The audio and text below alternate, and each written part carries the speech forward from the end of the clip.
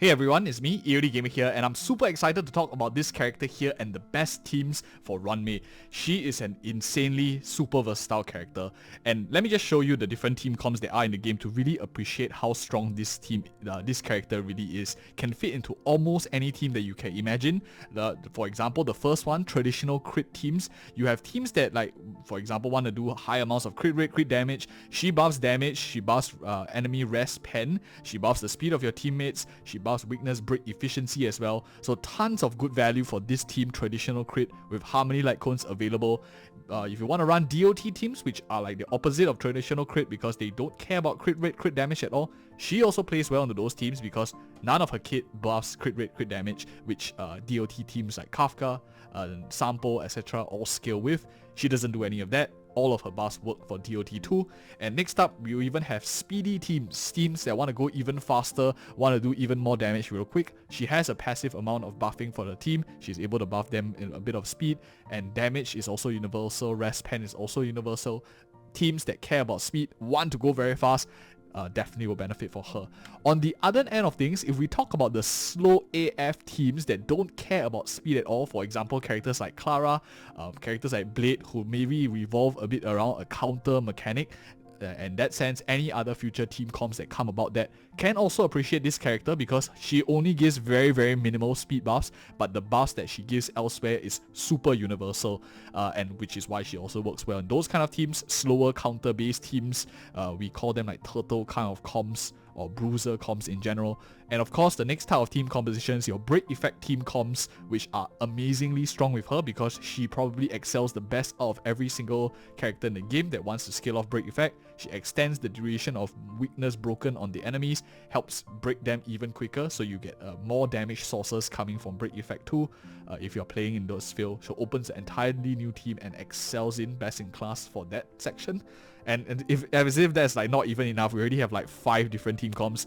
If you talk about follow-up team comps, she also works with follow-up team comps very well. Rest pen is universal. You have damage buffing for the whole team, you have speed buff for them as well. And follow-up characters generally do a lot of weakness breaking on the enemy, so they all benefit from her as well by implementing a lot of stuff. So super insanely good. She works in almost every single team, and I just want you guys to appreciate like how broad this character is and try to think of any other character who can fill so many different roles as her in so many different comps. Probably you might only find it with a supportive preservation abundance character, but any other offensive support might be a bit more tricky to find because she doesn't even care whether it's single target AoE. She does everything.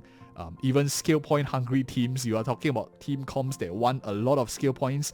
She does a lot of it because she's also very skill point positive as a whole character. So Imbibitor Lune might not feel the strain a bit. Characters like Jingliu, for example, Argenti, Zealer, generally a little bit more skill point hungry characters, probably won't even feel much with this character, can play into it very well also. For all of the benefits that she already brings, she also brings to this particular team too. And the next up, even hyper carry teams. Everyone loves to play hyper carry. She works well with like another DPS buffing character. For example, you can slap on Bronya in the same team. You can slap on a character like Silverwolf if you just want to M damage for a particular DPS. She works well in those teams too, complementary to the other characters in the game. Insanely good. I think that the only team she probably doesn't shine more so than other characters will be HP sapping teams like Blade or Ireland, where they generally revolve around sapping their own life, because she's not a sustain unit, so probably doesn't give much value there. But other than that, she still buffs their damage, she still does a lot of rest pen for them, buffs their speed, buffs their weakness breaking, and she gives you enough skill points to dedicate to your healer to just keep healing them up. So in those kind of teams, she's also neutral or even positively impacting those teams. And what a mouthful, but that just shows you how versatile this character is, and there are so many teams she can fill, which is why making this best team comp video a bit of a tricky one, because at the end of the day, I just have to limit the teams comps that I have to showcase to you, and the rest of it is really trying, and as more new characters come up, she likely will fill in almost every single role. So that being said, the whole disclaimer aside and the whole description of why this character is so good and so variable, let's now put those concepts into practice and let's start to form actual like functioning teams, which I think will be probably see her shine the most. Of course, she'll likely shine in most teams that she is in. So the first one, of course, is Mono Ice, and the reason why Mono Ice is very attractive is because of her Ice element here, Harmony character, which allows her to run Planetary Rendezvous, the light cone with Asta on it, which buffs same type damage, and also the Panacony set, which also buffs same type damage, and giving her at the same time a bit of energy restoration, which she does require too. So characters that I think fully benefit from this will be DPSs that are very, very strong and very meta in the game, like for example Jingliu. I think it's very, very good. You can pair this together with another Nihility character or damage amplifier, for example like Pella. So you get damage buff here, you get rest pen here, you have defense shredding from Pella, and ice rest shred, so even more rest shredding. So she will be having a field day in a she, as in, I know they are all she's, but Jingliu, for any of you who are just listening to the audio of this version, Jingliu will be having a fantastic time because you have Pella doing a lot of the shredding, and you have Ruanmei giving you a lot of buffs as well. I think this looks to be a very attractive team so far. Ruanmei, Jingliu, as well as Pella. In the sustain slot, if you're looking for like ice to fill in the last position, you can run Japart if you have him well built. March 7 E6 might be a bit trickier to build, but of course, if you don't care about like playing solo ice, only ice characters, I think you'll definitely find pretty good value with a character like Lynx, a character like Ho Ho in the last slot as well, since your healer won't really contribute to like DPS in ice teams, maybe at most a bit of break effect, but you could always run another healer. Don't have to be specifically the ice element for thematic sense for the last slot here. So I think super strong. Ruanmei, Jingliu, Pella combo. For any of you Jingliu mains out there, I think you'll be very attracted to this character. Maybe designs, but meta is definitely going to be very functional too. And that's the first team that I want to talk about.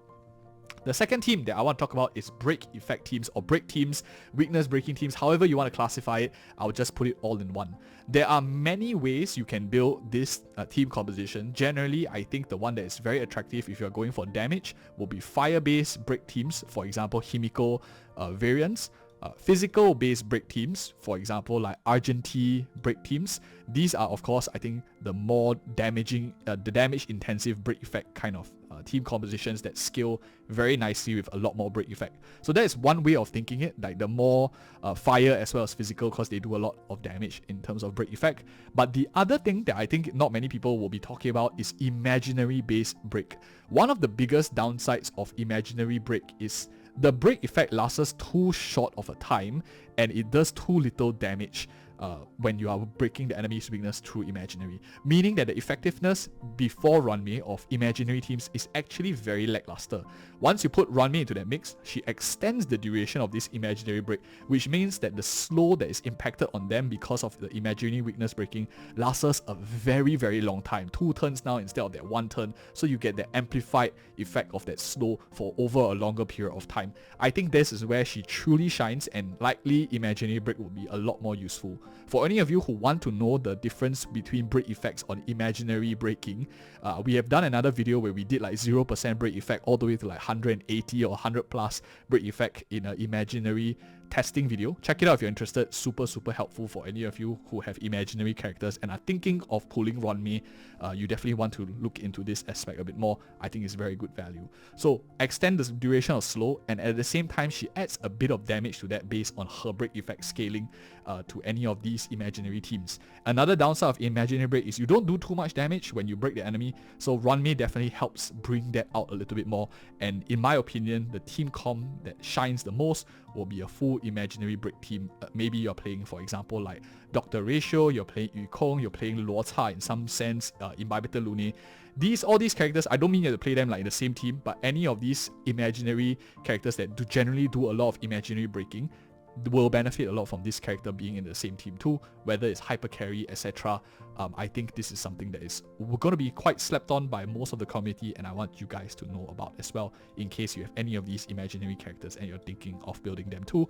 That is of course the most significant one. But another thing that I want to talk about, which we did talk about in our comparison video already a little bit, and that is Silverwolf Ruanmei. But this time not comparing them against each other to decide which is better for investment value, but now we're going to talk about working them together. One of the benefits about having Silverwolf right now is she implants weaknesses in the enemy, and Ruanmei increases that weakness break efficiency of the enemies. So if you have any team composition, you slap Silverwolf in, you slap Ruanmei in, now you have both ice quantum, the chance, and you can also build like hybrid ice quantum teams, which not only shred the enemy resistances by a lot of defense breaking, a lot of debuffs on the enemy. You put in a doctor ratio here, he's going to be super happy doing tons of damage with all the debuffs on the enemy, breaking their weaknesses and whatnot. Super strong team composition, allowing you to shred a lot of resistances with Silverwolf. So I think a super amazing synergy here. Other than that, and as you can see, there's really too many synergies you can go. I'm just pointing out the key ones that I think a lot of people might be interested to try, that is going to be fun and different and exciting. Sherry is another one that can combo very well with Ruanmei, and the reason is because of her universal break. Her ultimate ignores like the enemy typing weaknesses, so works super well with Ruanmei, and when Ruanmei increases this efficiency of her, allows her to do her thing even more, I think Sherry with Ruanmei teams will be very attractive, regardless of what your other two teams are, which means you can pretty much play like Sherry in almost any single situation in the Memory of Chaos. She will still be useful, where even if the enemy doesn't have any sort of weakness. In this case, you probably want to run some kind of energy buffer to keep the uptime on Sherry, so that she can get a bit more uptime on her ultimate action as well. So we are just on the second part, break teams, but bear with me, we just have a little bit more to go. Next up, of course, we want to talk about hyper carry.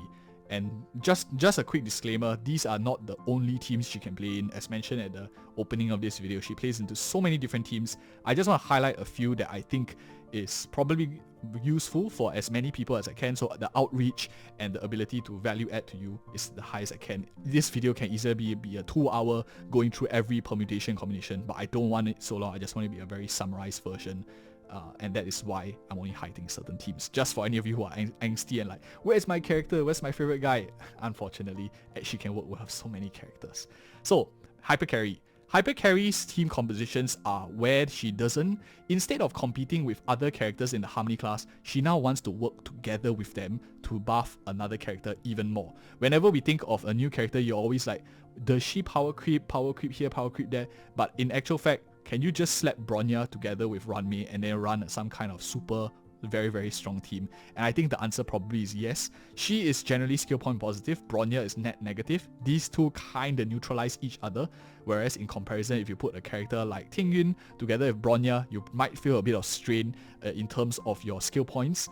Hanya is where we first felt like it's not as bad when we have a slightly skill point negative character like Hanya, or skill point positive character like Hanya with Bronya. It was a little bit more manageable, but rarely you will need Hanya's kit together with Bronya's kit. But Ruanmei and Bronya on the other hand work super well together. In the last slot, you can maybe run Luota for some imaginary breaking, some healing. You can run Huo for energy buffing to your other characters in your team, very strong, or any solo sustain unit in the last slot, Fu Xuan, Lynx, etc. Utility slot is fine. The pivot and is your DPS that you're looking to hyper carry, be it whether you are running a character, for example, like Jingliu, because she combos well with Bronya with the action advance. She also combos very well with Ruanmei for the ice harmony effect. You can also run Blade here, who can combo with your utility slot, benefits from both of these characters, but you'll be super skill point positive because Blade doesn't consume too much skill points. You could possibly even run Imbibitor Lune in this slot. Does take a little bit of skill points, so maybe you do still need to have some planning in the team compositions, but because of Luota in your utility slot or other utility characters plus Ruanmei will help really remove the deficit of Bronya. I think she'll work super well. And if you don't want to play Bronya together with Ruanmei, you can always play characters like Hanya, who is like generally more skill point positive. Or for example, if you wanted to play a bit more breaking related teams, you can always run Esther, Yukong if you needed a specialist breaker in the team as well. I think that is an angle you can run for hyper carry. And if you want to sway away from the harmony characters in the synergy, you can always pair her together with a debuffer like unit, like as mentioned Pella, as mentioned Silverwolf previously as well. These two definitely work together very well with her in a hyper carry team composition, or even Gui Naifen, who amps damage as well on that enemy takes when she has enough of her fire kiss ongoing. So all these different variations super good, and they overlap with each other because, for example, Gui Naifen could play into a break effect with Himiko fire based teams, for example with Topaz and Nambi or etc. So there are some overlaps between all of them. As mentioned at the start, her team comps are a little bit more grey. She can fill almost every single one, and you start seeing an amalgamation of different things coming together and bringing in break effect into the game. That's what I really like about this character. Last but not least, let's talk about free-to-play teams. I understand that maybe some of you are starting out here with this new character and you're thinking, how do I build a team comp if I have no like limited 5-star characters whatsoever? And experienced players, please also feel free to chip in. I want you to also give your thoughts and maybe you can give recommendations to new players. I'm sure they will appreciate your insight for you guys that have been playing a longer period of time. So free-to-play teams here. In my opinion, the Ruanmei can fill most team composition. Investing in her is not a mistake. It's probably going to be one of your better investment decisions in the long haul. The near term, probably the downside is you don't have like one super strong 5-star DPS. Assuming that you are just starting with her, only pulling her with only characters that you have like standard. In that case, I think DPS aspect you can get by for the time being with characters like Danheng, or you could run a character like Serval. Both of these characters work decently well at E0. In fact, I think Serval might be a bit better because she's very good at breaking enemy weaknesses. For lightning is also not too bad at break effect. So I think between the two, I might favor Serval a little bit more in terms of being just generally a little bit more useful. Eventually, you can also switch her to like a sub DPS role when you just need that lightning break too. So definitely worth investing in. Other than that, in terms of your utility, I strongly advise a free-to-play player to always look for Natasha first.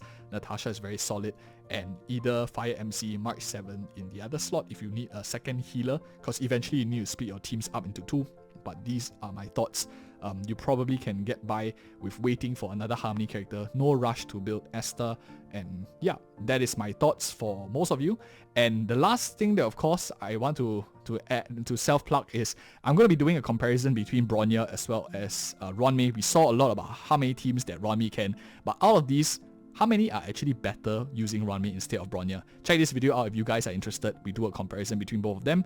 Anyways, thank you so much for watching. See you in the next video.